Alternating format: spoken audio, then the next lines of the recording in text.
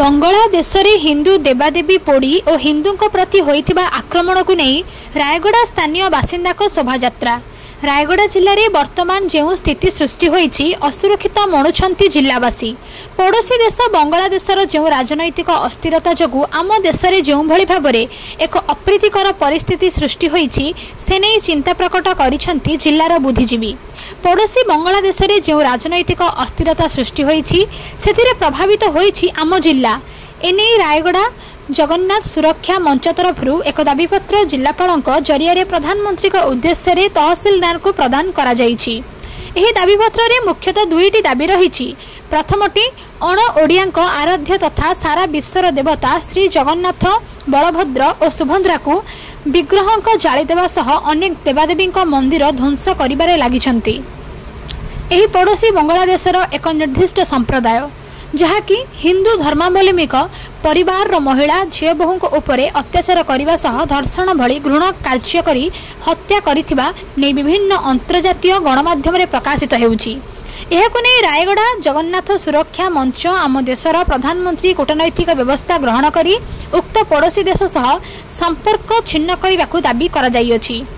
द्वितीयतः आम जिले में विभिन्न गाँ गहली और सहर में परिचय न थाई जो अनुप्रवेशकारी रोहिंग्या माने बसवास करुछंती सेमानंकु जिला प्रशासन तरफ जांच करी जिल्लारू विताड़ित करने नहीं दाबी करिछि एही मंच।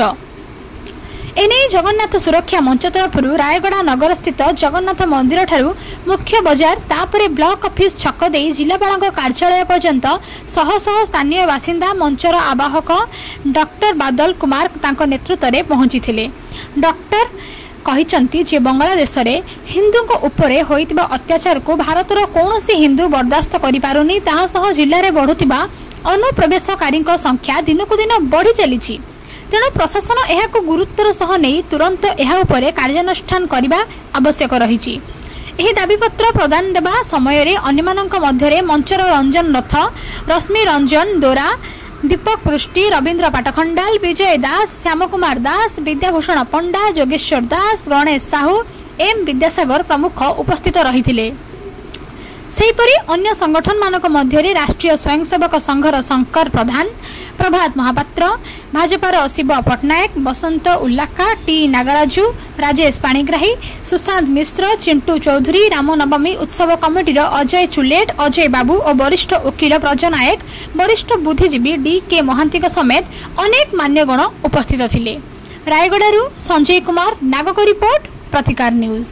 जो बांग्लादेश विरुद्ध विशेष भाव में बांग्लादेश सरकार को विरुद्ध में सेठाकार मुसलमान को विरुद्ध में ये रैलीटा होती आठी जो भाव में से हिंदू मान त्रस्त कर रखिंट आमर माँ भौणी मान जो धर्षण कर दुकान सब लुंठन कर विशेष भाव में जो हिंदू मंदिर मान सब ध्वंस कर जो जगन्नाथ बलभद्र सुभद्रा को पोड़ी देती आमर ओडिशार तो आराध्य देवता तथा विश्वर आराध्य देवता मुझे भावी से प्रतिवाद रे आज ये रैली आ स्मारक पत्र आम प्रधानमंत्री को देलु आगुरी देलु आम मुख्यमंत्री को स्मारक पत्र किंतु आज प्रधानमंत्री को देलु एवं आशा करूँ जे प्रधानमंत्री द्विपाक्षिक कथबार्ता हो किंबा तांका पर प्रेसर पकई हो से हिंदू मान को रक्षा करेंगे और बांग्लादेश को उचित शास्ति देवे।